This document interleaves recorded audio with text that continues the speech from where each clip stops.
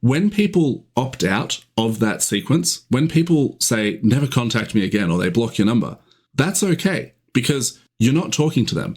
But don't stop talking to the rest of your customers for the sake of those ones that don't want to hear from you anyway. Remember, failure was part of the objective of entering the gym this morning. Are there things in your business that are worse off for having you involved in them? How can I use my business as a way to be there for my family more? Those outputs can only be reined in and intentionally developed or directed by managing the inputs. Forced us eventually to take over 2 years of our life to dig out of just to get to zero. You don't have the things from the places you haven't gone to. Treat yourself like someone you are responsible for helping. The flies come for the poo, right?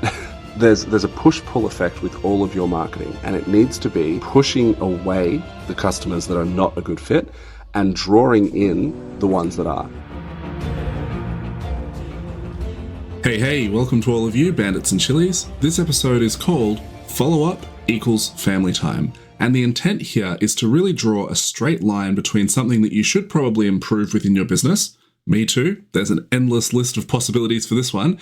But how improving that thing directly enables your business to better serve you and your family. Now, obviously, the thing that we're talking about is following up with leads and customers.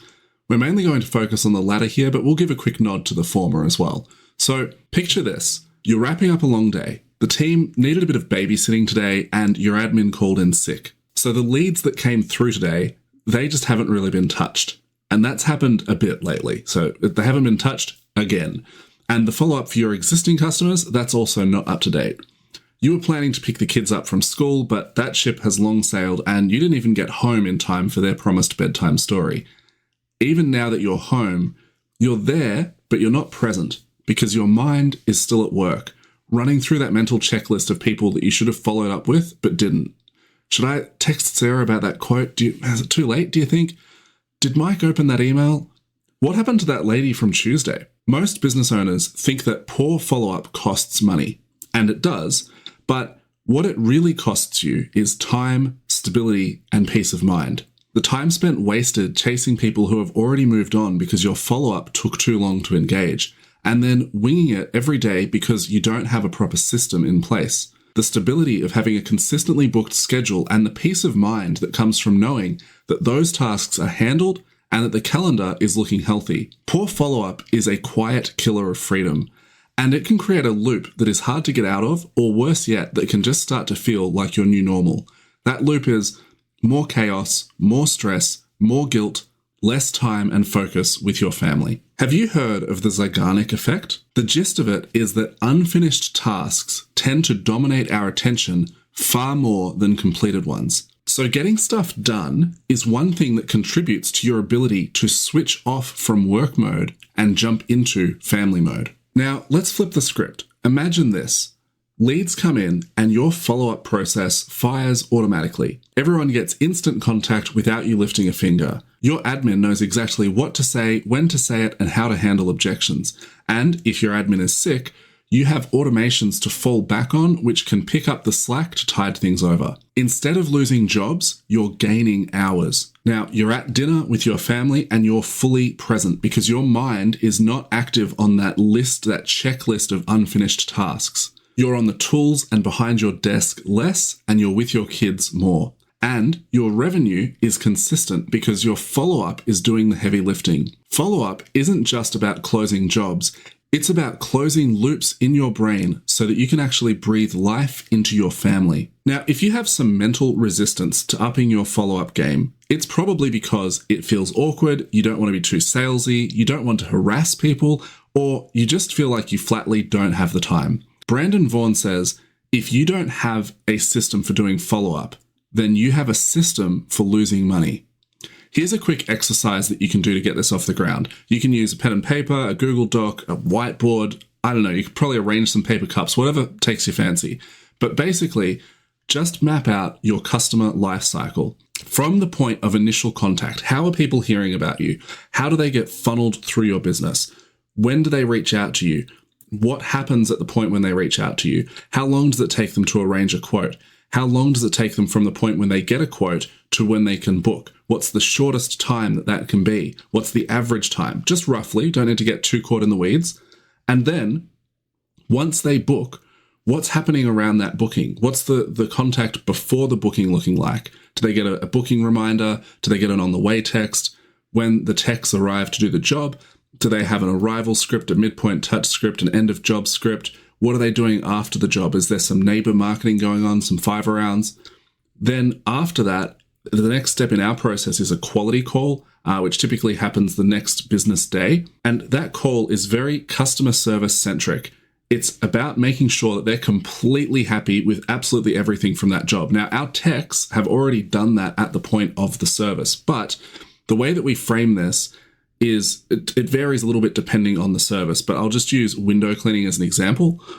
We'll say that we want to make sure that they're completely happy with it because after our team has left, maybe some streaks have shown up on the windows when the sun hits at that particular angle at that time of day, right? So we want to double check and make sure that you're completely happy in case you've noticed anything from the point where we've left until the point of the quality call. So it's very customer service centric, but it also gives us the opportunity to ask for some things. Now, there's a big long list of things that you could ask for at this point in the customer journey. There's more things that you could ask for than you have space to put into that call because you want it to be more customer focused than it is asking for things. But some of the things that you could ask for would be reviews, referrals, trying to get them scheduled for their next booking. There's a whole host of things that you could insert into that. Then after that, what happens? Are you making regular contact with that client beyond the point of their booking? Do they get any contact or engagement from you about maybe tips for maintenance, tips for DIY stuff that they can be doing, just educational content that could be going out in their direction, maybe through an email or a text with a quick link to a social media post once in a while? When do you next follow up and suggest a rebooking? You don't want to just follow up and only ever suggest a rebooking because then every time they are hearing from you, you're just asking from them. So we want to make sure that our follow-up includes elements that actually add real, genuine value. And here's the thing, whatever follow-up you're doing, however you structure it, you are going to annoy people. Some people are not going to like it, and that's okay because you're not actually talking to those people. You need to build out your entire follow-up system so that you are talking to the person who it's for, who it benefits, right? The person who wants to know those handy tips, the person who wants that extra service, the person who is grateful for the reminder that, oh, wow, I didn't realize it had been 3 months or 6 months or 12 months, whatever it is. So when people opt out of that sequence, when people say, never contact me again, or they block your number, that's okay because you're not talking to them. But don't stop talking to the rest of your customers for the sake of those ones that don't want to hear from you anyway, right? That's not who you're talking to. So once you've mapped this out, you can go all the way through to having a follow-up sequence that lasts 5 years after the point of their booking if you want to. Ours at the moment goes out to about 3 years. And the thing to remember with that is that people are only getting that entire sequence of follow-up if they do not rebook. Because if they rebook, then it's starting again. So they're not getting every single thing that we're saying and we're just reaching out with into the void for no reason for 3 years or 5 years or whatever it may be, because for the majority of those clients, they're going to rebook. And so then their most recent point of contact with us, having us at their home to perform a service, has been only 6 months ago or 12 months ago or whatever the case may be. Now, as you're trying to build out this customer life cycle and this follow-up sequence, there is going to be some mental pushback. And like anything that you're trying to change or level up within your business, it's an identity range. That's really what you're struggling against. That's what you're bumping up against. So your identity range, let's just say from that spectrum of having zero follow-up all the way through to having this meticulous, amazing, systematized thing that runs for 5 years.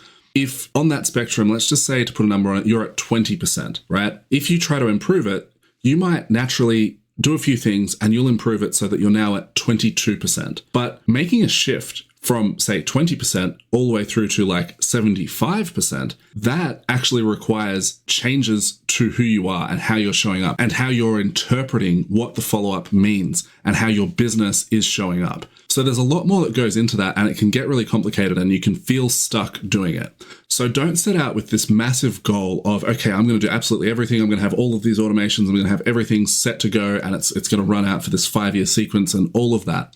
Just start with the most immediate concern.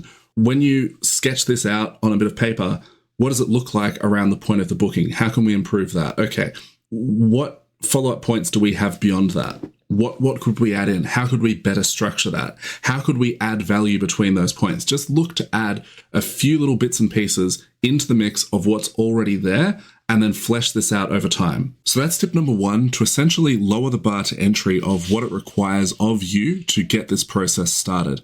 Tip number 2, though, goes in the other direction, which is to segment your list and pick a small section of that list that you can target with high volume follow-up. Now, a key benefit of this is that it reduces the threshold in your mind of what can go wrong. You're not worried about your entire customer list. You're just talking to 100 or 200 people at a time. Then you can experiment with that list and send them an increased volume of follow-up. I challenge you to really push yourself on this. Take whatever number you think is pushing yourself and multiply it by 3. If you thought, I'm going to be really bold and I'm going to follow up with 3 touch points over 2 days after someone requests a booking. Okay, let's triple that. Let's make that 9 touch points over 2 days. Don't extend the time frame, but increase the intensity within that time frame. Within the workbook to the low-hanging fruit challenge, which I'm going to come back to in a moment, there is a graphic showing the different spices that you can add to your follow-up.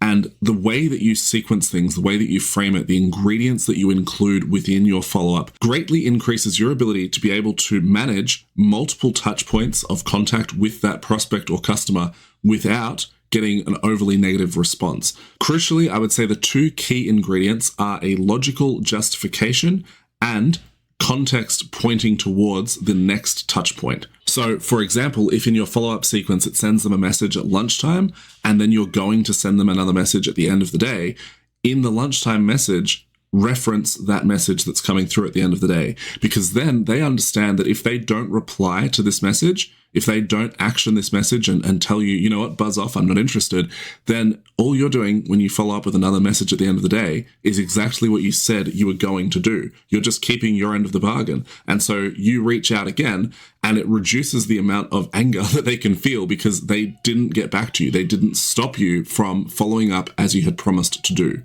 Now, everything in relation to your follow-up is both an art and a science. But guess what?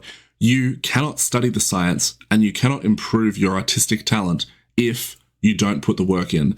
The crucial element is volume. You just need to start doing it. You need to push yourself to get past some of that mental resistance that you have so that you can get good at the art, so that you can learn and understand the science. Only then will your follow-up improve. And without an effective follow-up system within your business, it will always feel as though you are a servant to your business, that you must answer its every beck and call, when really you want that relationship to be the other way around. You want to ensure that your business is serving the interests of you and your family. So since you want your business to better serve the needs of you and your family, it is incumbent upon you to do the difficult things to stretch that identity range, to push yourself to do the reps which will allow you to learn the science and explore the art of follow-up, so that you can create that stability, that peace of mind, that continuity within your business that allows you to buy back more time, more mental bandwidth for the things that matter most. Now, if you're listening to this and thinking, yeah, look, that's me. I know that my follow-up is costing me. It's not as good as it should be, but I just don't know what to fix first. I'm feeling stuck, right? Let's chat about it. Book a free call, link in the description. We can even develop your follow-up system live on the call and break through from that point at which you're feeling stuck. Also, in our free school group for family-oriented business growers, there is the low-hanging fruit challenge. It's completely free, and it is all about building out your follow-up system and a referral program. Now, no matter what your system looks like currently, I guarantee that there's going to be some different perspectives within that challenge that will give you some ideas to improve on what you're already doing, even if what you're already doing is really, really epic, okay? So jump into the description, book a free call. That's it. Have an awesome day. Make someone else's day awesome. I love you just the appropriate amount, like take whatever is weird and then take a healthy step backwards from that line. That's exactly how much. If it's weird, you're the weirdo. Catch ya. Bye. Hey, you're a family-oriented business grower. You should join our free group for family-oriented business growers. It's like the perfect place for someone your size and shape. Join via warplan.au, link in the description, and whilst you're there you can book a free clarity call with me to help identify the next 3 dominoes you need to knock over in your business.